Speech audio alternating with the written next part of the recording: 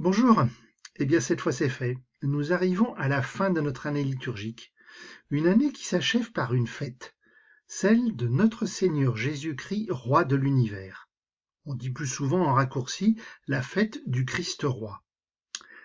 Roi, il en a été question plusieurs fois dans l'Évangile. Mais à chaque fois que la foule voulait proclamer Jésus roi, il refusait, il ne se laissait pas embarquer. C'est certainement parce qu'il y a à réfléchir sur ce mot de roi. En quoi, pourquoi, pour qui Jésus est-il roi? Nous allons l'entendre dans un passage de l'évangile de Jean. Et curieusement, à un moment où on a du mal à voir un roi. Jésus a été arrêté et il est jugé par Ponce Pilate, le gouverneur romain. Écoute. En ce temps-là, Pilate appela Jésus et lui dit: Es-tu le roi des Juifs? Jésus lui demanda: Dis-tu cela de toi-même, ou bien d'autres te l'ont-ils dit à mon sujet? Pilate répondit: Est-ce que je suis juif, moi?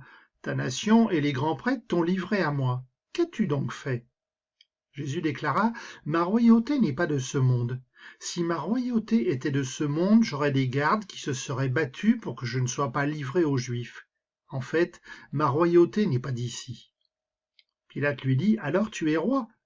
Jésus répondit: C'est toi-même qui dis que je suis roi. Moi je suis né, je suis venu dans le monde pour ceci, rendre témoignage à la vérité. Quiconque appartient à la vérité, écoute ma voix. Eh bien, étrange dialogue entre le plus puissant des Romains dans le pays et le dernier des hommes du peuple, celui qui vient d'être arrêté, qui risque d'être condamné et d'être condamné à la peine de mort.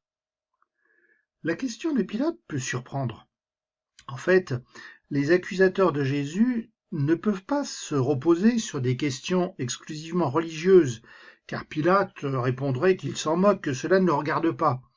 Pour obtenir la condamnation à mort de Jésus, il faut démontrer que Jésus est dangereux pour le pouvoir romain.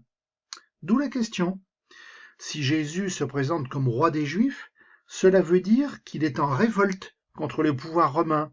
Et là, pas de problème, c'est la condamnation à mort immédiatement. Jésus ne se trompe pas. Cela ne peut pas venir de Pilate lui-même, car tout au long de son enseignement aux foules, Jésus n'a jamais enseigné aux Romains. Donc, ça veut dire qu'il y a des gens qui ont soufflé dans l'oreille de Pilate. Ce que Pilate, finalement, finit par reconnaître lui-même. Jésus a été livré aux Romains par les grands prêtres du temple. Mais alors du coup, Pilate commence à se dégager de cette histoire. Finalement, qu'est-ce que Jésus a bien pu faire pour qu'on cherche à le condamner? Et curieusement, Jésus ne répond pas à cette question de Pilate.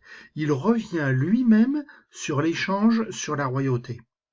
Parce que c'est maintenant le moment important, c'est le moment où il doit expliquer de quelle royauté il s'agit. Jésus dit que cette royauté n'est pas de ce monde. Alors il faut faire attention, il ne dit pas cette royauté n'est pas dans ce monde, mais de ce monde. Dans le vocabulaire de Jean, le monde, c'est le domaine humain. C'est celui qui a été créé par Dieu, c'est celui qui a ses forces et surtout ses faiblesses. Donc Jésus est bien roi, mais il est roi pas dans le sens humain qu'on lui donne. Être d'ailleurs, être hors du monde, c'est finalement être dans le domaine de Dieu. Donc Jésus est bien roi, mais pas au sens politique, pas comme le gouvernant d'un pays. Et du coup, Pilate, qui a probablement compris en partie, change sa question. Ce n'est plus le roi des Juifs, mais c'est roi, tout court. On pourrait dire en quelque sorte le roi par excellence, celui qui est au-dessus de tout. Et Jésus accueille finalement cette parole de Pilate comme une reconnaissance. Il explique. Son rôle de roi, c'est témoigner de la vérité, c'est témoigner de Dieu. Comment?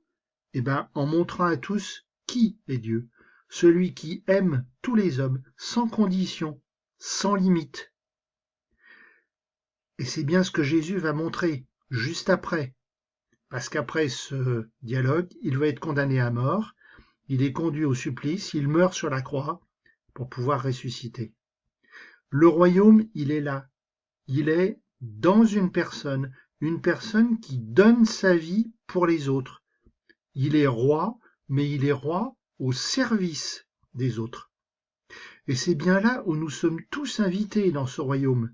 Nous débarrasser de tout ce qui nous encombre dans la vie, notre pouvoir supposé, notre orgueil, notre aveuglement à la situation des autres, et nous ouvrir complètement, totalement à l'amour de Dieu.